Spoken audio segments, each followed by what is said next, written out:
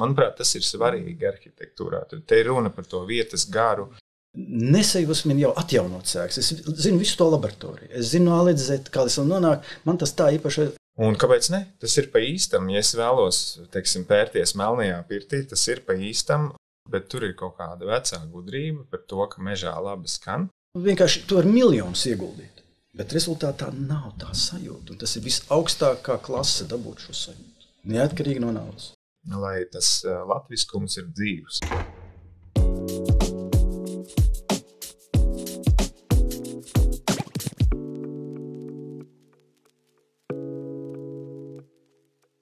Esiet sveicināti podkāstā Rokturs.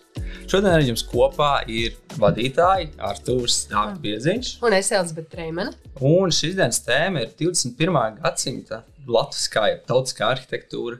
Un nenoliedzama arhitektūra, tāpat kā valoda, ir alaži bijis veids, kā izpaust sevi, savu kultūru, vēsturi un tradīcijas. Un šo jautājumu mēs cenšamies šodien nedaudz precīzāk aplūkot kopā ar dažādām jomu pārstāvjiem. Tātad mums ir gan arhitekts, gan arī vēsturnieks. Jā, tātad ar mums šodien kopā ir Ilmārs Dirveiks, kas ir RTU pasniedzējs, arhitektūras pētniecības rakstu autors, 3 zvaigžņu ordena virsnieks un darbojas mākslinieckās izpētes jomā arhitektūrā. Labdien, Ilmār! Labdien! Vēlos uzreiz palabot. Es neesmu vēsturnieks, es esmu arhitekts šīs fakultātes absolvents. Paldies! Kā arī Austris Mēlītis, arhitekts, dziesmu svētku estrādes projekta autors, Filharmonijas metu konkursa uzvarētājs, biroja vadītājs un ļoti radoša personība. Jā, es vēlos atvainoties par to vēsturnieku komentāru. Bet, jā, arhitektūras vēsturnieks, bet precīzāk. Tad vēlos jautāt jums, iesākot šo sarunu, kas priekš jums ir latviskums? Kā jūs saprotat šo vārdu un vai jūs piekopjat varbūt kaut kādu tādu kā to kultūru vai? Varbūt tas ir ļoti tāds filozofisks un nopietns jautājums. To var atbildēt arī konferenču veidā, ja? Bet ja katram to uzdod uz ielas uz ātru atbildēt, ja tā padomā uzreiz negribās steigties ar atbildi, jo iespējams, ka tās ir kaut kāda sevis apzināšanās starp 7 miljardiem vai cik ir uz zemeslodes cilvēku. Ja? Kaut kādas apzināšanās, kad savas vietas apzināšanās, esības apzināšanās varbūt, bet es domāju, skaidrojumi var būt ļoti dažādi. Labvakar, es nepaspēju pateikt labvakar vai labdien, bet es laikam nevarētu labāk noformulēt, kā tad, kad jūs teicāt to, ka tā ir tā sevis apzināšanās, tas bija tas, ko es domāju, bet man nebija vārdu un manuprāt, ļoti precīzi tas atbilst arī tam, kā es to izjūtu. Jo man tā nav varbūt tik daudz kādu formālu lietu vai paražu kopa vai kopums, bet tā sajūta, ka es esmu latvietis, ka tas, kā es esmu latviski, un cilvēkam varbūt vairākas identitātes, tas varbūt arī rīdzinieks, piemēram, vai latgalietis, vai latvietis, bet tas ir tas veids, kā es esmu vienkārši, un kaut kā konkrētāk izskaidrot, man to būtu, vēl precīzāk pateikt, man to būtu grūti. Labi, tātad 2 jau domā viena. Jā, līdz tā kā mēs nostiprinām to viedokli. Redzams, ka tas būtu tā. Tiesa, un tu tā ir sevis apzināšanās forma, brīnišķīgi. Šajā pasaulē. Jā. Sava esība, sava būtība, sava patība. Vai arhitektūrai ir arī šī? Cilvēkam, jā, viņš sevi apzinās, vai arhitektūru var definēt vai apzināties kā latvisku? Es domāju, ka jā, bet te atkal noformulēt to kaut kā konkrētāk būs ļoti grūti, bet jau tanī mirklī, kad kāda grupa cilvēku, kas ir, piemēram, paši ir latvieši, ja, kad viņi rāda kaut ko jaunu, tad tas gandrīz vai automātiski ir latviskuma kaut kādā tajā vienā veidā latviskuma pieteikums jauns. Es šeit varbūt varētu iemest tādu domu, kas man šeit tad pa prātu staigā, ir tas, ka tās jaunās lietas, ko mēs radām, latvieši, tās ir tās jaunās latviskuma parādības. Un tad es par tām domāju, ka viņas var būt jebkādas, gandrīz vai jebkādas, droši vien jebkādas, bet tās ir tās jaunās latviskās lietas. Jo mēs to darām droši vien citādāk kā indieši, piemēram. Un kaut kā, tas, kā mēs esam, tas, kā mēs izpaužamies, tad arī droši vien ir tas latviskums, ja mēs sevi par latviešiem uzskatām. Es domāju, mēs pirms intervijas jau bišķi pārmijām dažas vārdas par reģionālu arhitektūru, bet tā būtu forma. Ja? Protams, forma, kur ir balstīta tradīcijās, mentalitātē un tā tālāk. Un te jau teica to, ka tas vien jau, ja sanāk tie 4-5 latvieši kopā un domā, tad viņi pēc definīcijas domā kā latvieši. Ja? Tad tur kaut kas būs gribot, negribot iekodēts. Mēs varam sakot kaut kādām modēm līdzi, ja? Bet mēs nevaram aizvairīties. Jā, tāda labi zināms par to tev pieredze arī ar tālām zemēm, kur tās saskarsmes starp divām mentalitātēm. Jā, tas, manuprāt, ir interesants jautājums, vai, piemēram, latviešu veidot arhitektūra citur pasaules otrā galā ir latviska vai varbūt tajā kultūrā kaut kādā veidā vairāk iedēstīta vai izaugsme. Tie pakāpieni tev bija. Tur bija no latviešu kaut kāda ornamenta. Jā, un es domāju, ka tur ir abas. Mēs runājam par to lidojušo. Tur pakāpienos man likās, ka tu esi sleps viņiem iebarojis mūsu zīmes. Es domāju, ka tur kaut kas latvisks noteikti ir. Tas ir kaut kāds tas moments, no kur nevar izbēgt. Un noteikti tur ir arī kaut kas ir vietējs, tas konteksts, kas ietekmēs to arhitektūru. Tad tur ir tās abas lietas. Bet pats arī tu esi no Rēzeknes puses, un vai ne tad ir tomēr šis kaut kāds lauku, man vienkārši šķiet, ka tas arhitekts, kurš it kā projektē, vienalga, kur tu projektē, bet ja tu esi ja it kā ir šī kaut kāda tā vietējā saknes un kaut kas tam līdzīgs, tad jau vai nav tā, ka tajā brīdī tā arhitektūra kļūst par latvisku, vai tomēr tam ir kaut kas cits apakšā, nevis tikai tas, ka tev ir pašam šī vietējā kaut kāda pieredze redzēt to kultūru un dabu un vispārējo. Atcerēsimies, ka mēs visi divās, jau varbūt 3 paudzes, mēs nākam no laukiem, no zemniekiem būtībā. Ja visiem mums kaut kur 3. paudzē vectēvs vai vectēvs tā tālāk nāk no laukiem. Un tā kā tam nav nekāda cita ceļa, tā nav. Mums ir tās saknes. Bet par to dabas stūmu, jā, taisnība, es daudz savas bērnības, jo sevišķi pavadījis Latgalē un pavadījis kopā ar saviem vecvecākiem lauku darbos un dabā. Un tas noteikti ir atstājis kaut kādas pēdas arī uz to, kā uz manu pasaules izjūtu un uz to, kā es kaut ko veidoju.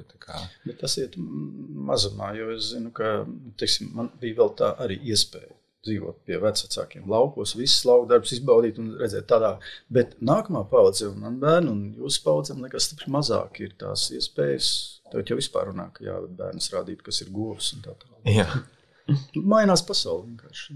Tiesa mainās, bet vai tas tā kā neapdraud mūs tādam riskam, ka mēs varam pazaudēt to sākotnējo latvisko, vai tas jaunais, kas ir šīs pasaules mainības rezultātā, nebūs tāds globāls un jau pēc viena otra parauga visur apkārt?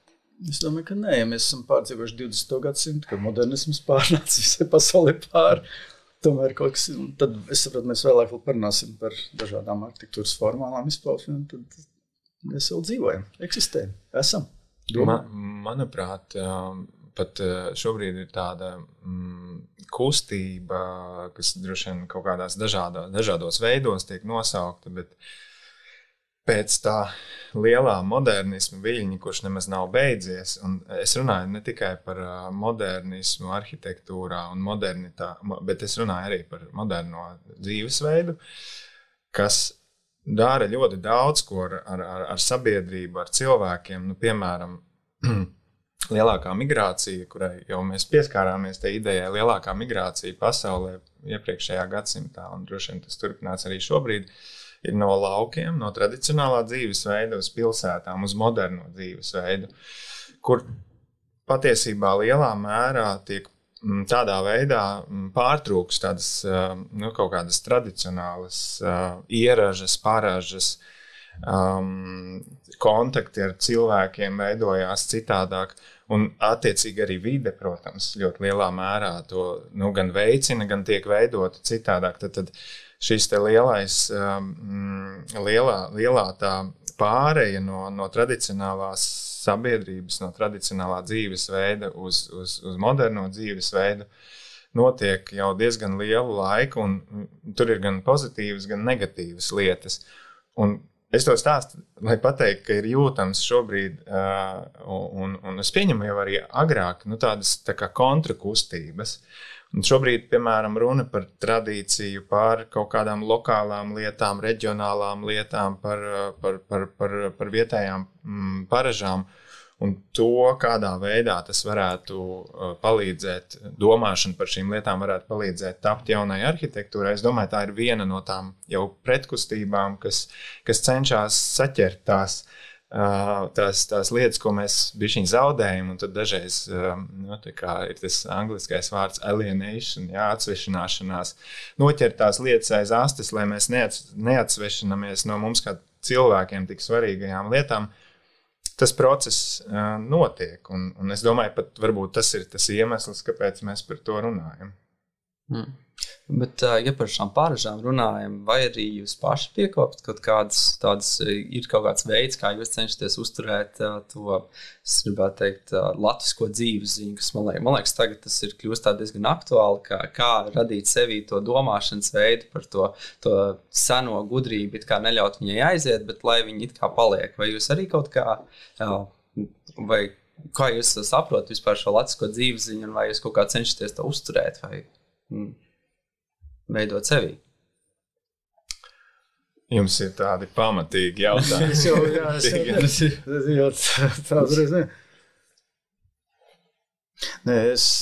Man ķernīto pievalkot iepriekšējā jautājumu klāt, mums ir arī jānovērtē. Mēs dzīvojam varbūt nosacīti atpalikušā valstī, mežiem apaugušā, bet varbūt šī valsts, kas ir tieši tādēļ, ka ir apaugusi mežiem, un ir jānovērtē, ka mums ir šī daba, šie lauki, kur vispār aizbraukam viskatrai ģimenei.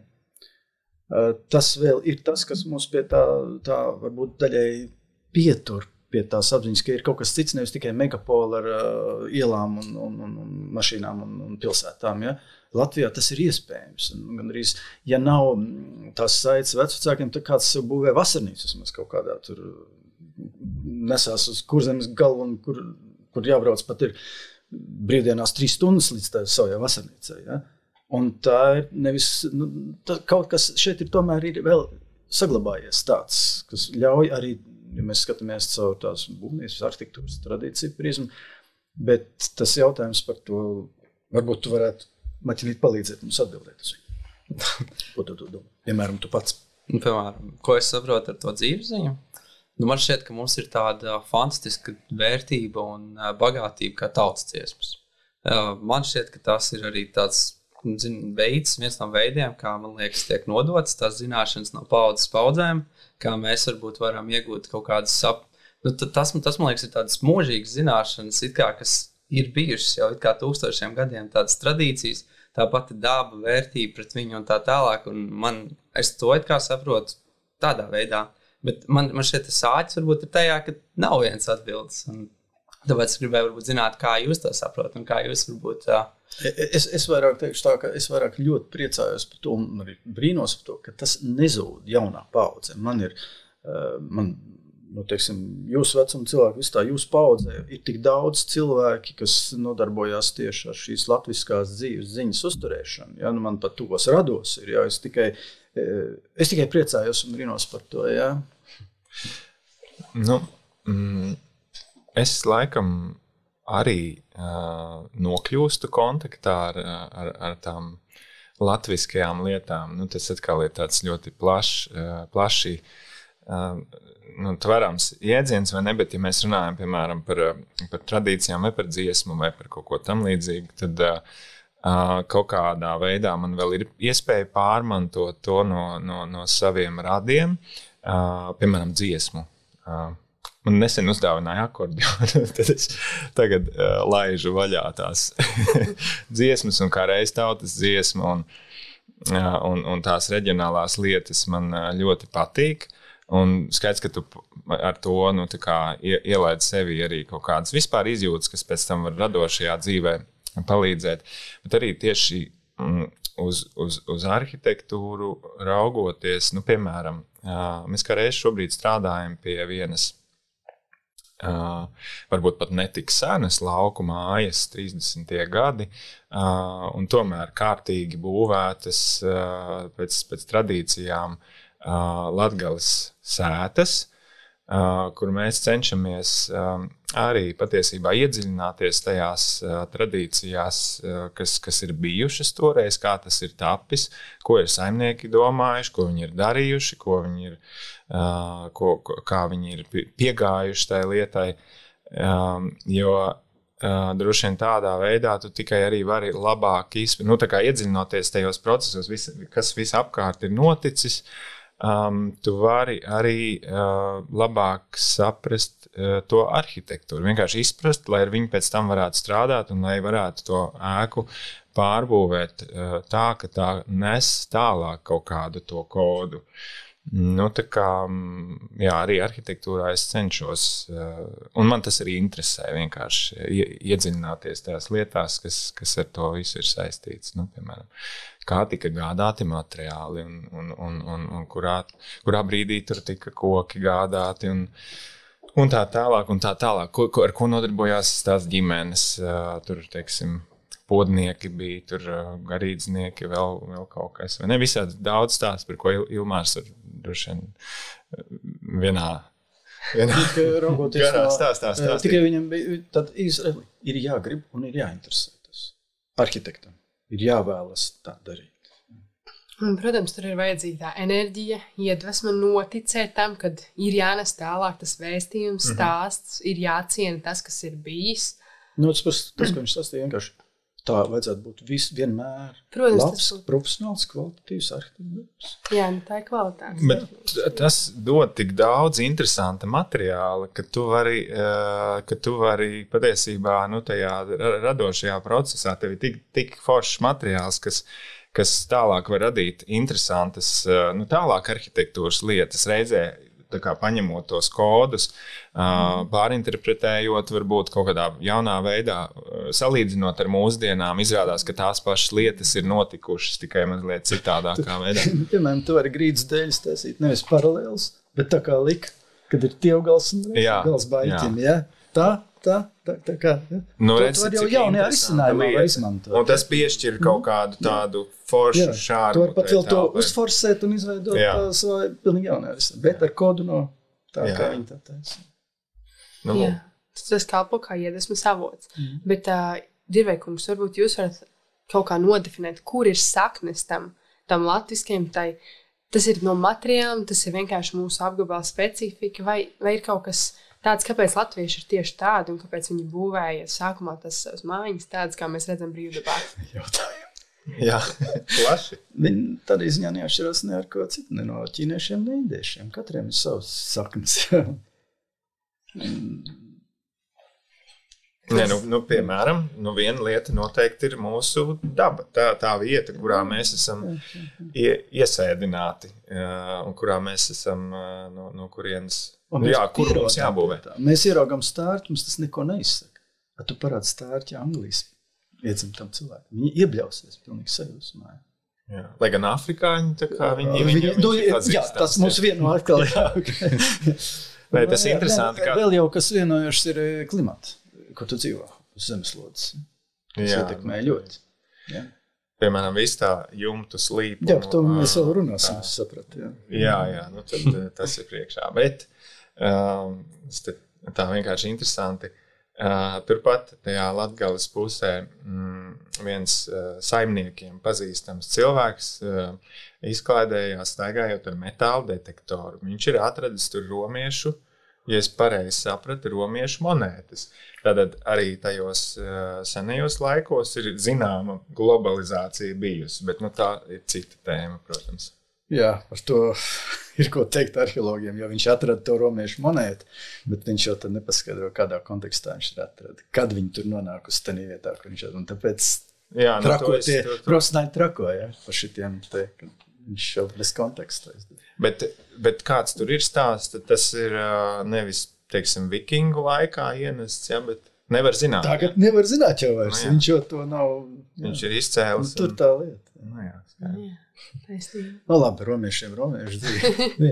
Atgriežoties par latvisku un latvisku arhitektūru, man ir tāds sajūta, ka vienkārši vienmēr ir bijis kaut kāds tāds kā meklējums, kaut kāds iekšējs. Varbūt tas ir tāpēc, ka mums ir, manuprāt, relatīvi tagad drīz. Nesen mēs varam tā viņu attīstīt un veidot, bet mēs jau redzam, sākot no 20. gadsimta sākuma, kad mēģina šos nacionālos romantismus un tie elementi un tā tālāk. Un mēs redzam arī, ka 80. gados, kur atkal veidojas šīs ēkas, kur ir tas reģionālās iezīmes. Un kāpēc jūsuprāt, ir šī tendence varbūt tomēr vienmēr atskatīties atpakaļ, atskatīties uz kaut kādu to kultūru un kā jūs to raksturot un varbūt kas ir mainījies kopš līdz uz mūsdienām?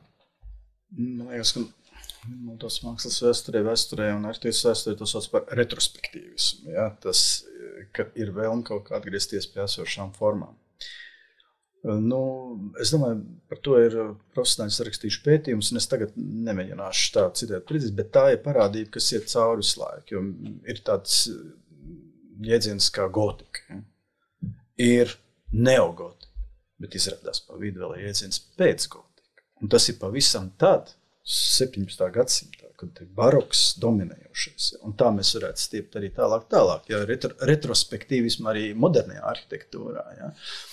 Un ar visu postmodernismu, kurš izmantoja šīs retrospektīvās formas. Bet par to varbūt tauts pateikt kaut ko, varbūt to ir pētījuši arhitektūras un mākslas zinātnieki tīpaši aprakstījuši. Man šķiet, ka tie virzieni un vēsmas kaut kā tādi pulksteņa pendelējās un vienu brīdi aizpendelējās uz globālām lietām.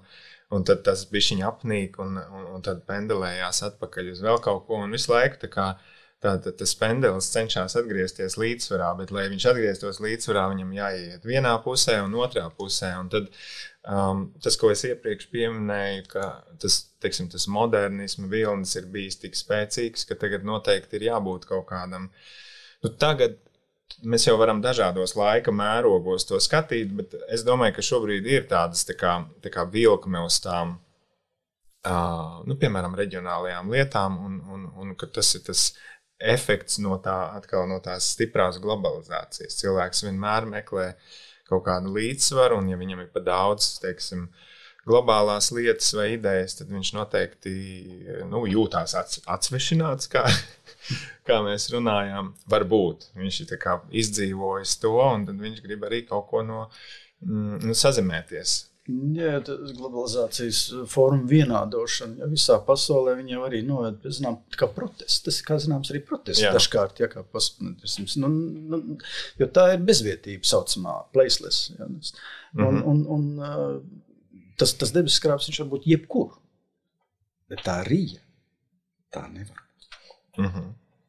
Vispār jau ir feini, ka ir dažādas lietas pasaulē arī. Ja viss būtu vienāds, un mēs jau arī redzam, ir tādas vietas, kuras neko neatšķiras no citas. Ja? Ir tas joks par lidostām. Tā var būt jebkurā lidostā pasaules vietā, un tās visas ir vienādas. Bet jāaiziet ārā un kaut kur jāizbrauc, lai atrastu, ka patiesībā pasaule ir dažāda, un tas ir tik skaisti, tik forši.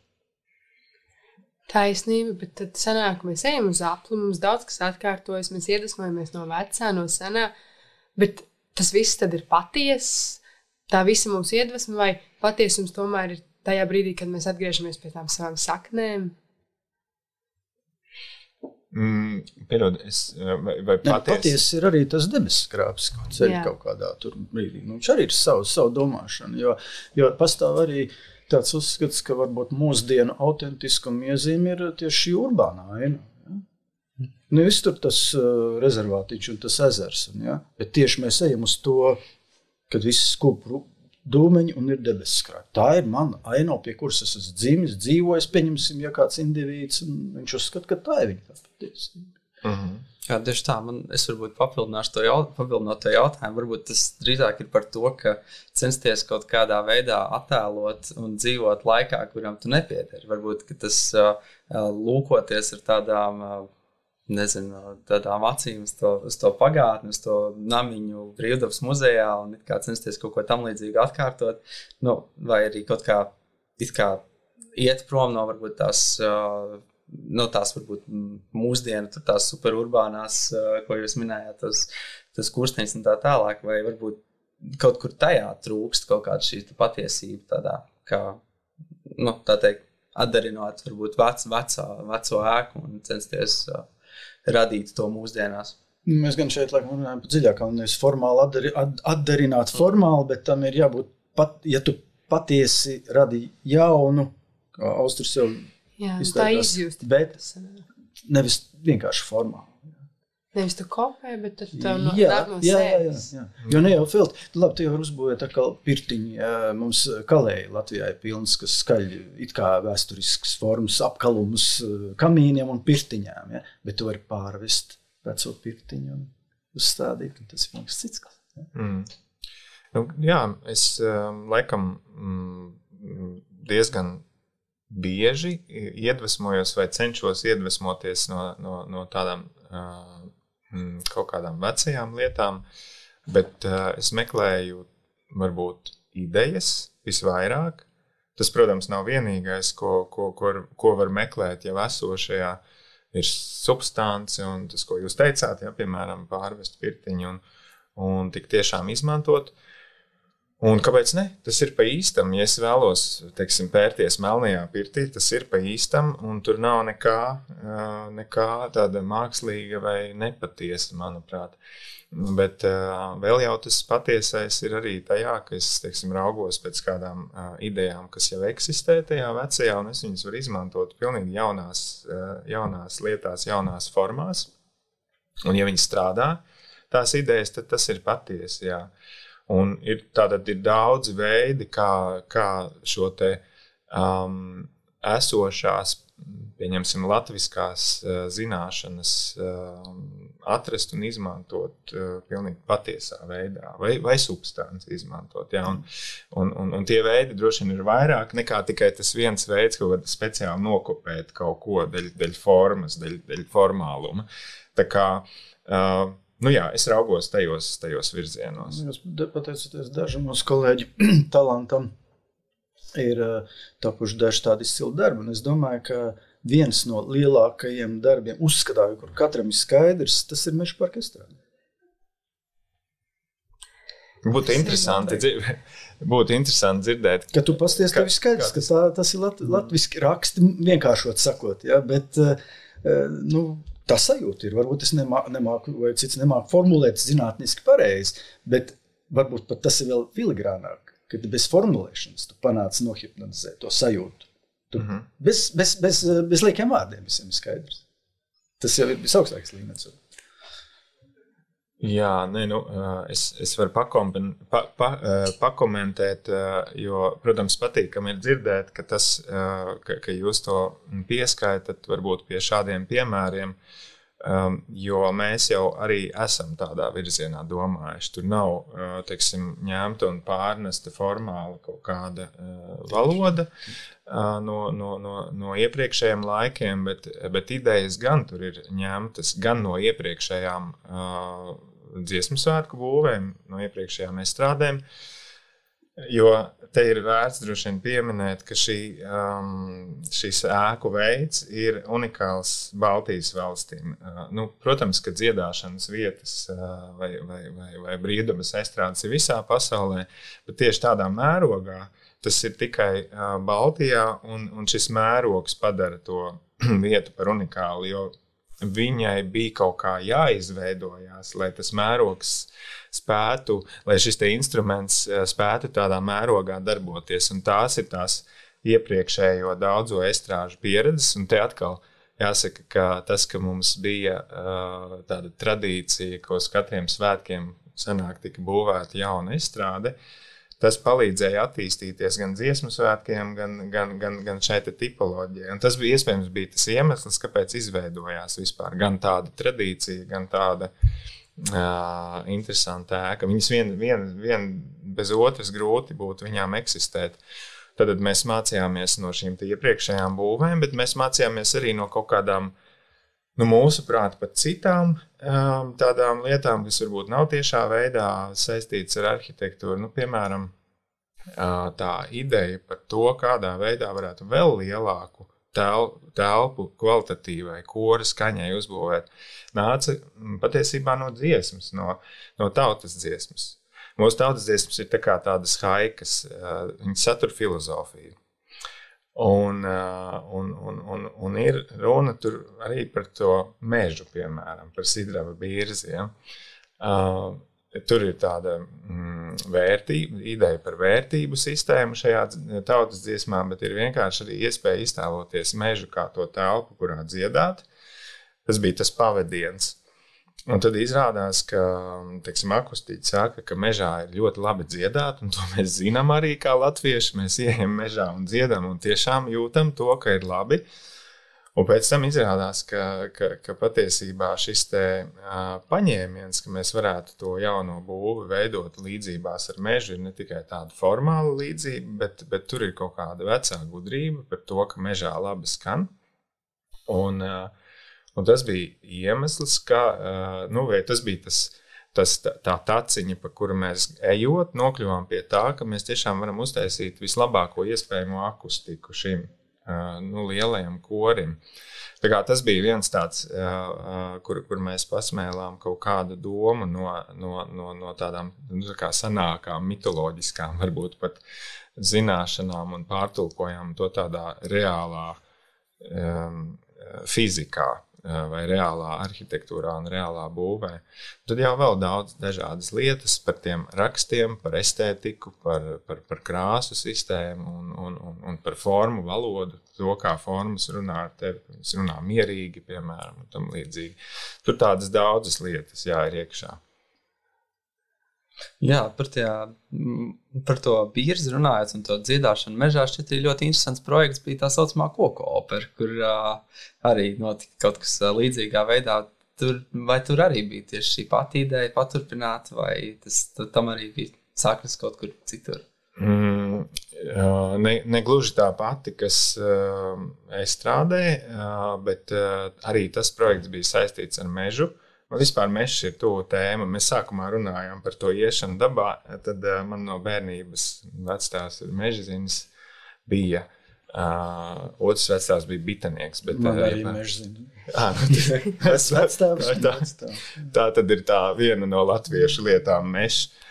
Tas bija saistīts ar mežu saistīts projekts un patiesībā ar šīm te lokālajām zināšanām. Tas, ko mēs centāmies tur izdarīt, ir Somijas ziemeļos, kā izrādījās, un man tas bija liels pārsteigums, pat visā Somijā, vecie meži ir tikai, neatceros tagad precīzi cik, bet zem 10%. Pārējie meži ir kultivētie meži, cirsti un atpakaļ audzēti, un šī bija tā aktuālā tēma sāpīgā, un mums bija iespēja veidot operu, tātad laikmetīgu kultūras notikumu šajā te mežā, un mēs izvēlējāmies pievērst vērību, pievērst skatītāju uzmanību šim faktam, un tam, ka vecie meži un kultivētie meži ir kaut kas, tas ir dažādas lietas, jo vecajā mežā ir biosistēma daudz plaša, bioloģiskā daudzveidība ir daudz plašāka.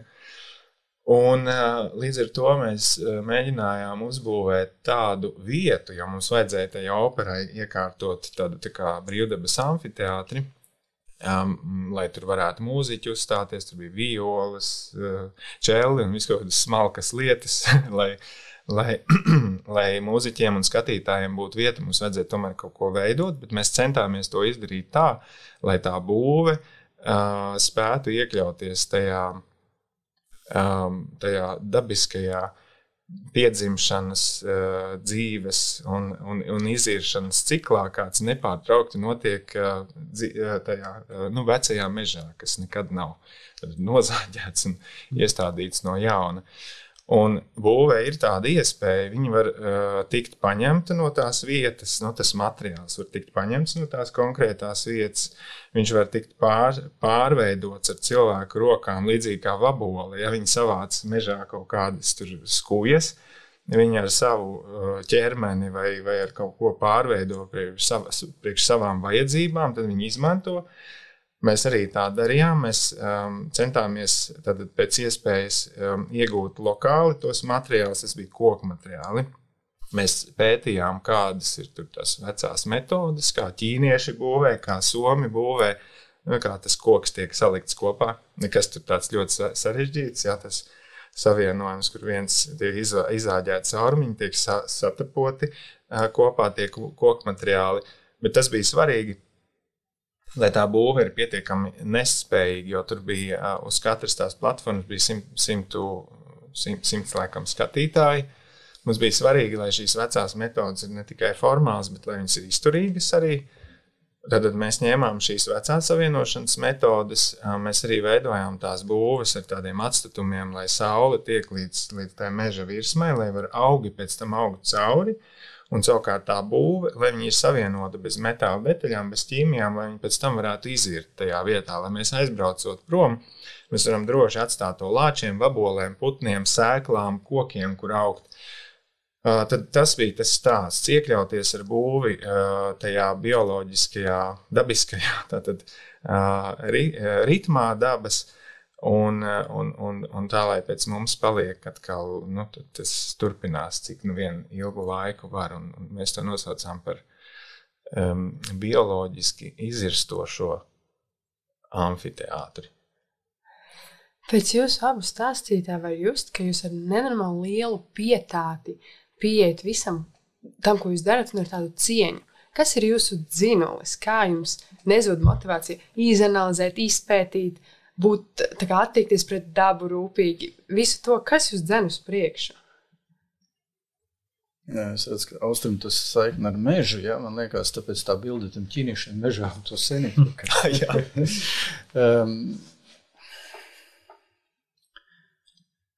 Man liekas, tā dažādu apstākļu sakritība vispār dzīvē. Pirmkārt, man tas interesē, tas nenormāli interesē. Patoloģiski interesē. Jo katram ir savs ceļš uz arhitektūru un tā tālāk. Man līdzīgi kā jums arī caur mākslu tas ir, vai ne, un caur mākslu vēsturi un mūziku un pārējo. Kādreiz bērnībā lasu tās vēstures grāmatas, tur viņas ļoti intriģējošas, interesants, bet jau nezinu, kā liktenis iegrozīsies. Man vienkārši bijis veiksmes galā. Tu, kur es esmu, ja, es piemēram neiekļuvu, mazlistiņi man pietrūka neiekļuvu Mākslas akadēmijā. Paldies Dievam, neiekļuvu Mākslas akadēmijā, es nesmu šeit, ja. Tagad Mākslas akadēmijā tāpatās parādos. Bet vienkārši tā ir ļoti, ļoti dziļa interese, un tad arī varbūt, ka tas, par ko mēs te runājam, kaut kādas saknes ģimenēs, senčos, noteikti kaut kas tāds. Ja. Es būtu iebraucis no citas valsts šeit, varbūt tas tā būtu daudz mehāniskāk. Šobrīd to varētu visādi filozofēt arī plašāk. Tas ir sakritības un tā interese, kur, cim redzot, bāzies tanī, ka mēs esam latvieši savā zemē. Vienkārši savā mežā, savā zemē, ar saviem vectēviem, kuri stādījuši un uzraudzījuši to visu. Tā. Bet tādu cieņu un pietāti var ieaudzināt? Te jautājums, cik mēs labi vecāki esam. Jā, man to ieaudzināja. Es atceros, kā tas mans otrs vectēvs, kas bija bitenieks, kā viņš stāstīja par bitēm. Un man to būs grūti atstāstīt, jo tas bija ļoti īpaši, bet viņš runāja par bitēm kā par tādu Līdzīgi kā mēs runātu par cilvēkiem, par kaut kādu sabiedrību un par to ētiku, kā mums pret šīm būtnēm ir jāizturies. Viņš neteica, ka bītas ir cilvēki, bet tā sajūta bija līdzīga, kā tu attiecies pret cilvēkiem, kā tu attiecies pret saviem radiem vai kā tu attiecies pret jebkuriem cilvēkiem. Viņš attiecās pret tām bitēm un mācīja arī, es vienkārši klausījos, ko viņš runā un veidu, kā viņš runā un tā kā tas ir palicis ar mani. Un tas bija tāds tā kā Baltijas dzenbudisms. Tur bija. Man, piemēram, tāda īpatnēja attieksme pret mājām. Kā pret kaut kādiem tādiem. Man vajag pieskarties. Te varbūt pat ieskanās tā mazliet tiešām tā latviskumu vai baltiskumu vai kaut kas ir šeit. Un man to grūti noformulēt, bet man ir tāda sajūta, ka mēs varētu teikt, ka mums ir tāda, varbūt tas ir tas animisms, tas tā izjūta par to, ka tas viss, kas ir apkārt mums, ir dzīves un kaut kādā veidā garīgs, apgarots vai vienkārši tas, ka nav tā, ka mēs tikai esam garīgas būtnes un pasaule apkārt mums ir tāda tikai fiziska vai nedzīva. Bet vienkārši tā sajūta, ka apkārtne ir kaut kas, ar ko tu vari kaut kādā veidā komunicēt, pieskarties, apmainīt kaut kādu informāciju. Tā attieksme pret apkārtni varētu būt, ka tas ir kaut kas īpašs mums. Pieskarties kokam. Jā. Paņemt enerģiju no koka. Vai vecajākai, piemēram. Es nezinu, vai enerģija, bet es nezinu, ir kaut kāda vēlme, kad tur strādā, tu visu gribi zināt par to. Tā kā par slimnieku vai pacientu, visu gribi uzzināt. Un tu mēģini visu saprast. Un, es nezinu, kaut ko vajag pieskarties tieši tā. Varbūt tas ir maz izplatīta patoloģija, bet tā viņš ir. Bet tomēr tās mājas nav sevī kaut kādu sajūtu atstājušas. Tur tomēr uzzinot visu to stāstu, tas viss kļūst par kaut ko tādu, tik ļoti vairāk nekā tādu emocionālu, ka tas vairs nav tikai ēka kā... Ja mēs ticam enerģija, kā tāda, noteikti tur ir kaut kāds enerģijas arī ir, jā. Tur mēs varam aiziet tanos stāstos par to, ko jūt, kurā tur pagrabā vai kādā būvē vai kā tās būs vēsture ir, jā. Ja mēs zinām, piemēram, Liepājas karostas cietums. Tur ir cilvēku un autobus nekā pārāk.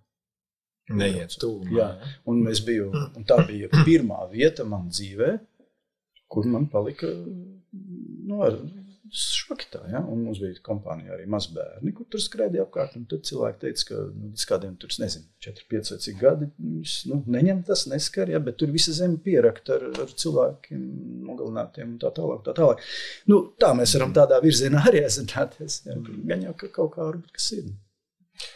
Jā, šī ir tāda interesanta tēma, ka telpai vidēji apkārt mums ir iespēja ļoti dažādos veidos komunicēt ar vidi, un es domāju, tas ir arī arhitektūrā svarīgi apzināties vismaz, ka ir vēl daudzi veidi, kā ārpus tiem veidiem, ka mēs, teiksim, varam tur kaut kādā veidā ar prātu, ar aprēķiniem komunicēt ar vidi, bet ir taču vēl tik daudz lietas, un manuprāt, tas ir svarīgi arhitektūrā. Te ir runa par to vietas garu, par tām visām lietām. Es pilnīgi laikam traks, es dažreiz nesarunājos, bet tā saprotu, ka būs labi ar tiem mājas.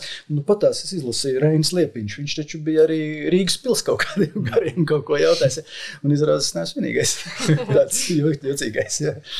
Jo, piemēram, vēsturiskās ēkās ir visādas leģendas, viss kaut kas. Otrā vieta, kur man jocīgi palika, bija Kukšas.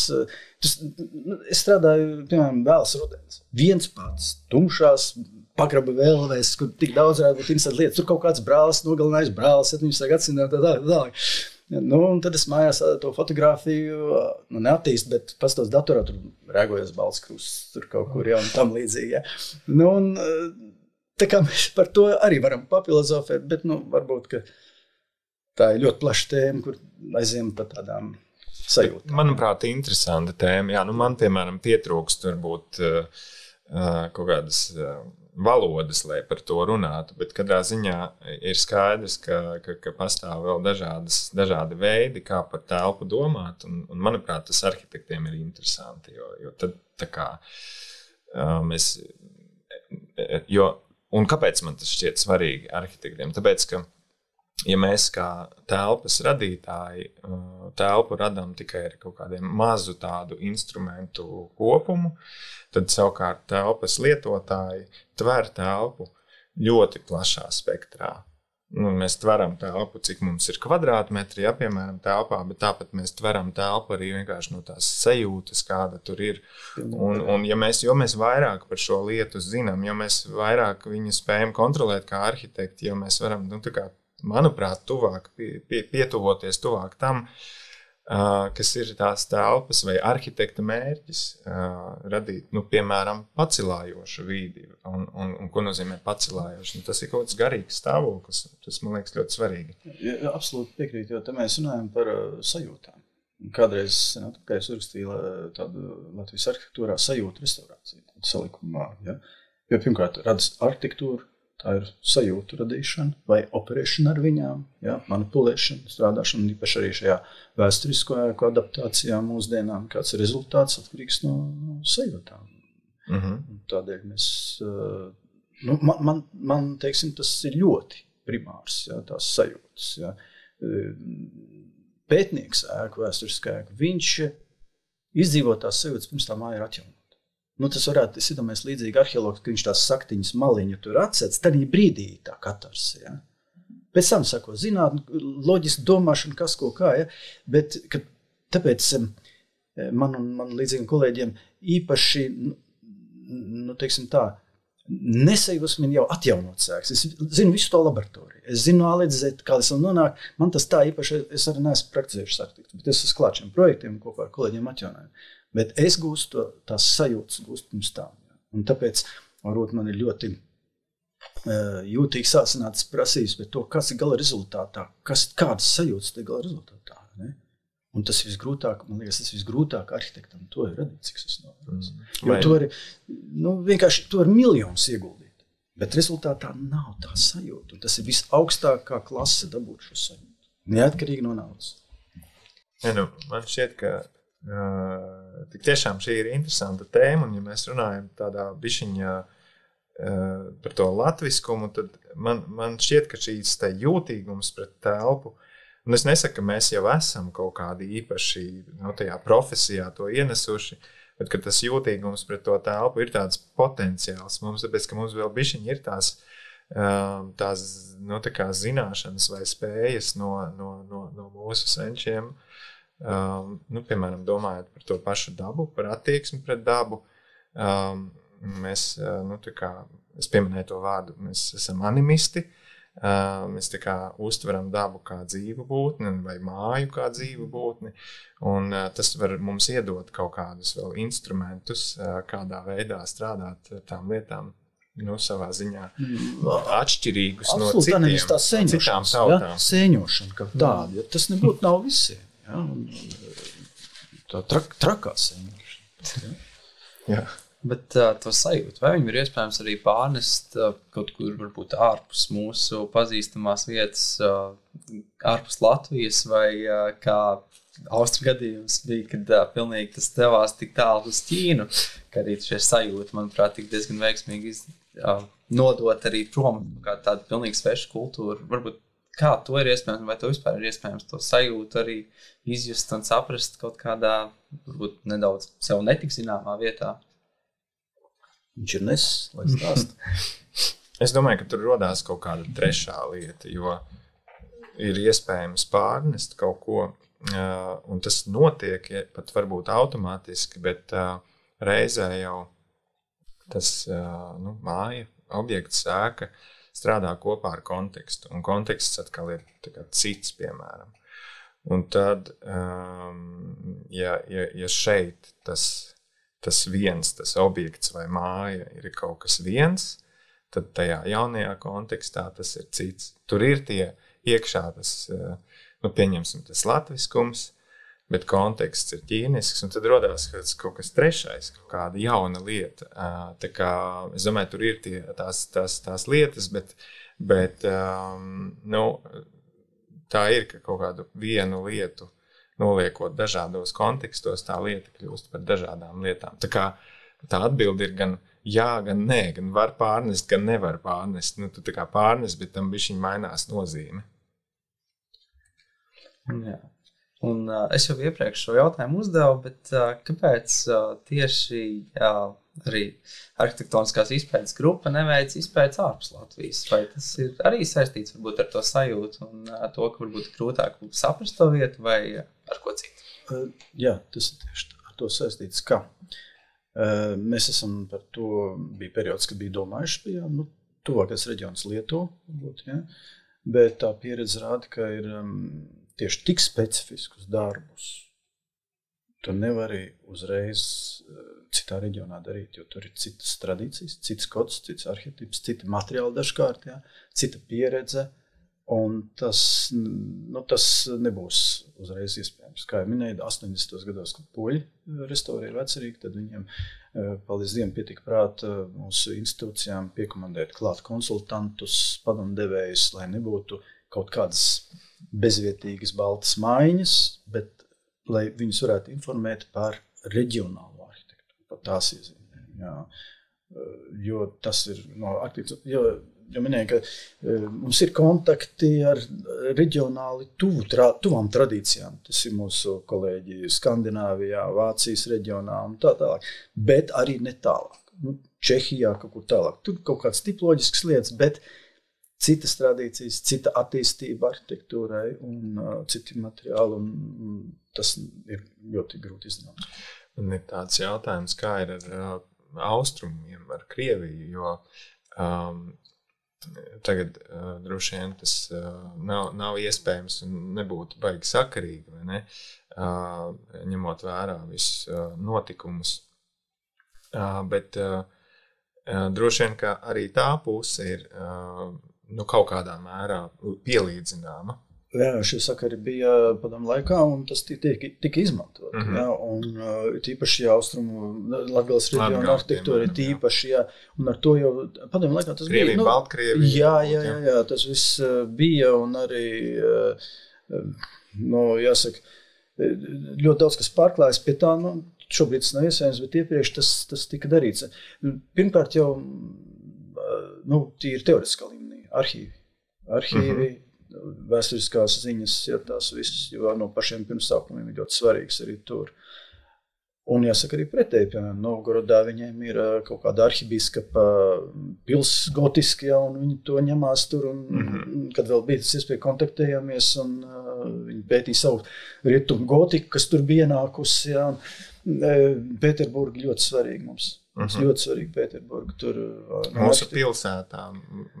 Pēterburgas ietekme arhitektūra savā laikā radīt šī hipotēze, ka, piemēram, Ungurmuižas kungmājas projekts ir caur Prūsiju, tur Pēterburgas arhitekts ir mūsu tam muižniekam tālāk. Tāds loks ir nonācis, protams, nekur jau tas reģions ir blakus.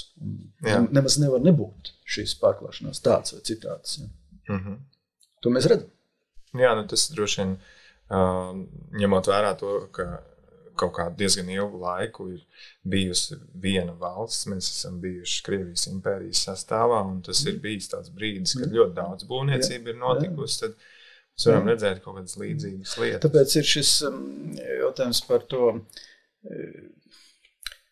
kad saka, latviešu amatnieki tradīcijās cēluši tādu muižas māju arhitektūru. Tas veidojas vairāk no starpkara periodā, no vēlmes visur piekabināt latvisko klāt. Ja? Un man liekas, ka to jautājumu vajadzētu noslēgt ar kādu cilvēku kārtīgi izstrādāt disertāciju par to un pielikt punktu tam visam. Jo visos šajos gadījumos, ko es esmu lasījis par šo latviskumu arhitektūrā, ko it kā ir izpaužās latviešu tradīcijas, nekad nav likts komats un uzskaitīt tieši kāds.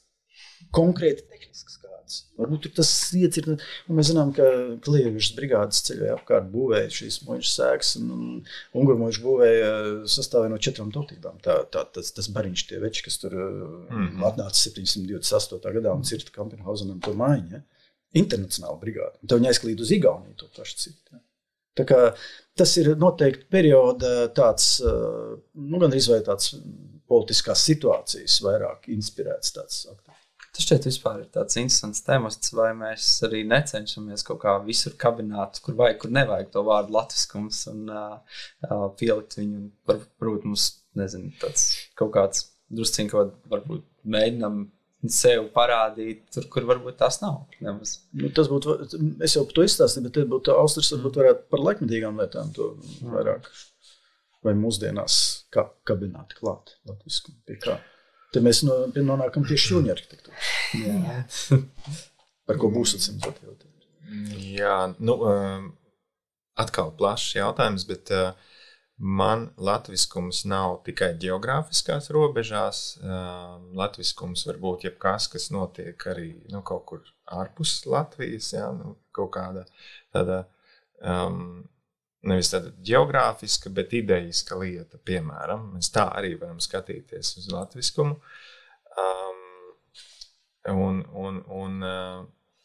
Jā, laikam tādā tieši geogrāfiskā nozīmē, pat man tas nav tik nozīmīgi, šis te vārds latviskums.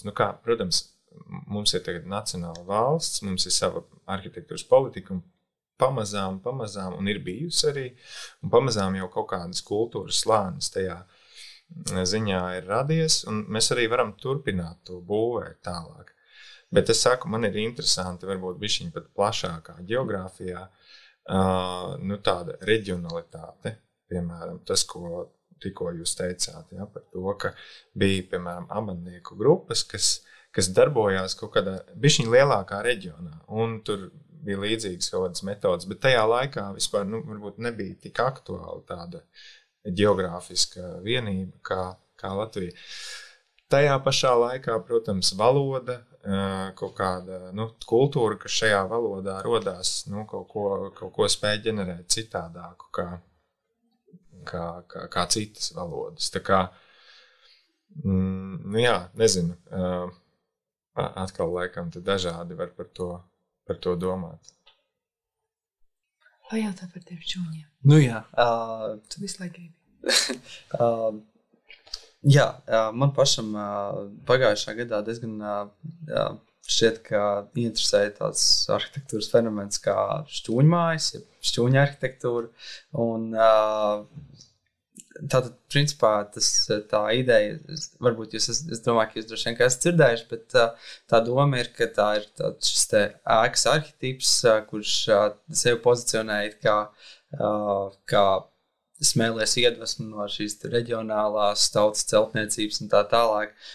Kā jūs šo skatāties? Vai tas ir kaut kāds globāls fenomens, vai tas ir kaut kas tāds, kas varbūt raksturo tieši mūsu un mūsu vietu, un lai arī šīs ēkas būtu celtas varbūt daudz vietas, kas ir varbūt tāds kā tas, kas atšķir varbūt to, kas ir tā īstā, no tā, kas varbūt tādā vienkāršā valodā nav varbūt īsts.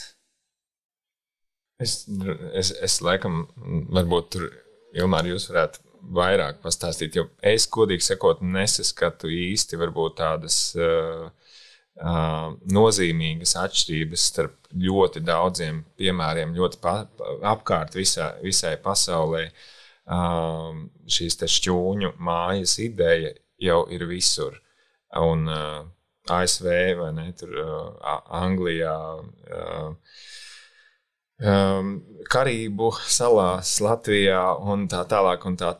Un tur iespējams ir kaut kāds pat cits iemesls, ne tieši tas reģionālais, kāpēc, kāpēc tas notiek šeit, jo tas notiek visur, bet kaut kāds cits iemesls, kāpēc cilvēki grib veidot tādā veidā to. Man liekas, ka tas ir kaut kāds iemesls, kas ir ārpus mūsu geogrāfijas. Tā kā es pat nezinu vēl, kā to ierakstīt tieši mūsu reģionā. Varbūt jums ir kāda ideja. Domājot par šķūņu arhitektūru, pirmkārt, es tā sapratu, ka Andris Kronbergs viņu tā kā pionieris bija, bet arī pats viņš jau min, ja, ka viņš viņu atnesa. Ja. Starp citu, pirms dažiem gadiem ir bakalaurdarbs par šķūņu arhitektūru, varat atrast arhīvām izlasīt. Ja.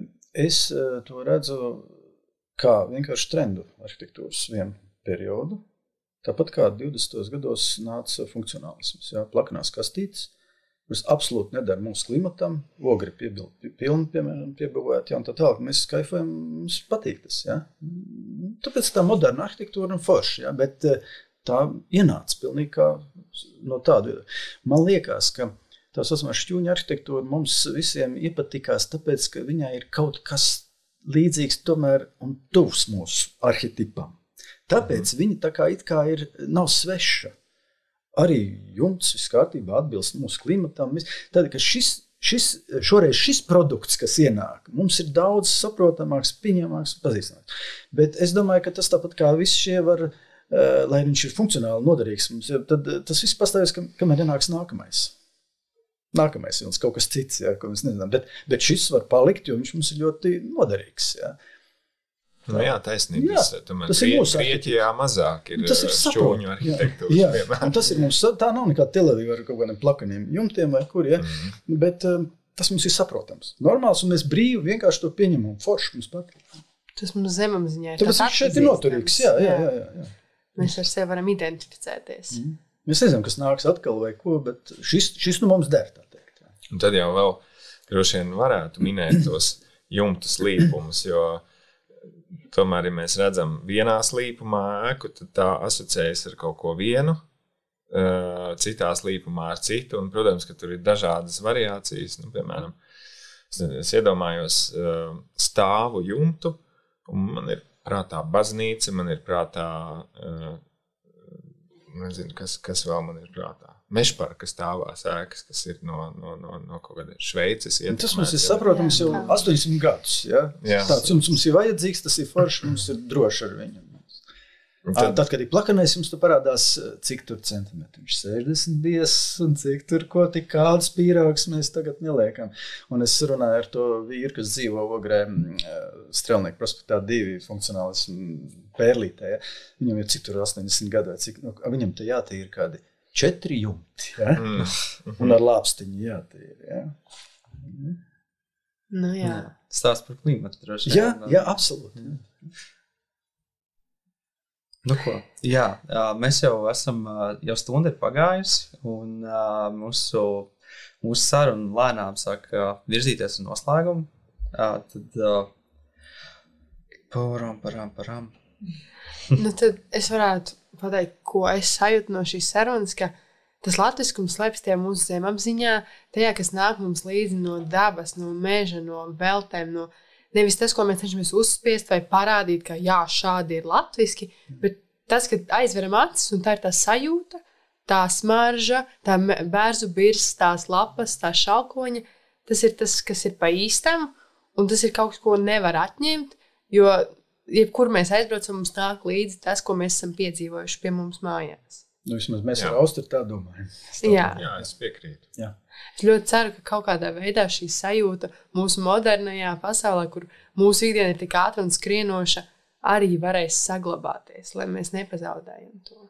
Man ir tā doma, ka ja mēs būsim radoši, ja mēs radīsim jaunas idejas, jaunas mājas, jaunas, ko nu kurš dara, tādā brīdī mēs tā kā vairosim to latviskumu, lai kāds tas būtu, jo tieši no tās sajūtas, no tā, kādi mēs esam, mēs realizējot pašrealizējoties arī patiesībā turpinam to latviskumu jaunā veidā, un tas ir tas, man liekas, kā to nest un attīstīt uz priekšu. Man liekas, tas ir svarīgi, lai tas latviskums ir dzīvs, un tas, man liekas, ir tas veids, kā tas var notikt.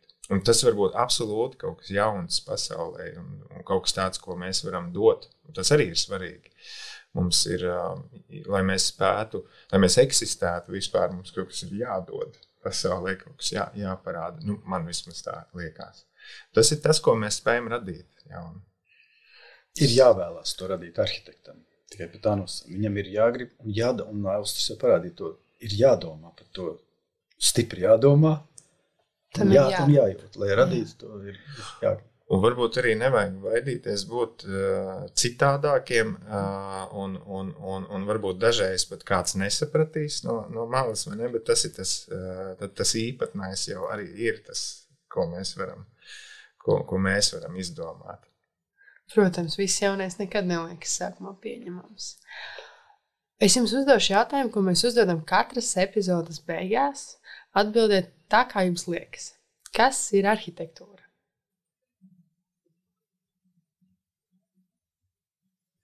Tas ir pēdējais smagais jautājums. Tas ir pēdējais. Zināmā mērā tas ir domāšanas veids. Arī viena no atbildēm. Es domāju, ka katrā sarunā jūs saņemsiet citu definīciju. Tāpat kā par mīlestību, tā arī par arhitektūru nebūs vienas absolūtās definīcijas. Manuprāt, tas būs mazliet provokatīvs veids, kā uz to skatīties, nebūtu nevienīgais. Un arī es arī neskatos uz to kā vienīgo veidu, bet man tas šķiet svarīgi. Arhitektūra ir tas, kas paliek pāri, kad mēs atmetam būvi, kvadrātmetrus, cenu un vēl daudzas tādas lietas, būvniecību. Tagad man vajag jādomā, bet kas tad paliek pāri? Un bija interesanti, man liekas, tas bija Brians Eno, kad viņš stāstīja par mākslu. Kas ir māksla? Tev var būt zaļš skrūvgrieznis un sarkans skrūvgrieznis, un skrūvgrieznis ar tā kā garāku galu un īsāku galu. Viņi dara vienu lietu, bet kāpēc es kaut kādā brīdī izvēlos to skrūvgriezni, teiksim, koka spalu? Ja tas nav kaut kāds, tā kā praktisks iemesls, ja, tad paliek vēl kaut kas, kāpēc mēs izvēlamies kaut kā ar kaut kādām citām motivācijām, kāpēc mēs izvēlamies kaut kādu konkrētu veidu. Jo pārējais, tas var tikt ietekmēts no konkrētās situācijas, no rocības, piemēram, no klimatiskiem apstākļiem. Tam līdzīgi tas jau ir tādi parametri, kuriem grūti ir pārkāpt pāri. Ir svarīgi, protams, ar viņiem meistarīgi darboties, viņus tādi forši iejūgt un tā, bet ir tad vēl tā brīvā izvēle, kā mēs vēlamies dzīvot, un tā, manuprāt, ir tā arhitektūra. Neaizmirsīsim, manuprāt, ļoti ģeniālo jautājumu no filozofa puses, ka arhitektūra, kā arī var paraudzīt, arhitektūra ir nevis kas ir arhitektūra, bet kad ir arhitektūra. Kad viņa notiek vispār, ja? Jā, ne katra māja, ko uzbūvē. Bet tad, tāpat kā pilsētas iela, viņa ir tad, kad tur notiek. Kad tā notiek, jā. Kad tā notiek. Tas ļoti interesants skatījums uz arhitektūru. Kad viņa notiek vispār? Tiesa. Paldies jums, liels, ka piedalījāties sarunā. Paldies. Atgādināšu, ka šodien ar mums kopā bija Ilmārs Dirveiks un Austris Mailītis. Uz tikšanos nākošreiz. Un ar jums joprojām kopā podcastu vadītāji Artūrs un Elizabete. Uz tikšanos. Nākamajā epizodē kopā ar Lienu Jākapsoni un Māru Liepu Zemešu parunāsim par aktualitātēm Latvijas arhitektūras izglītībā. Jūs klausījāties podcastu Rokturs. Vairāk par jaunajām epizodēm meklējiet podcastu Instagramā podcasts.rokturs. Podcastu veido Alise Grebeņuka, Elizabete Dreimane, Artūrs Dāvids Bieziņš, Marija Ozola, Dominiks Cipkins un Toms Martins Šaķis.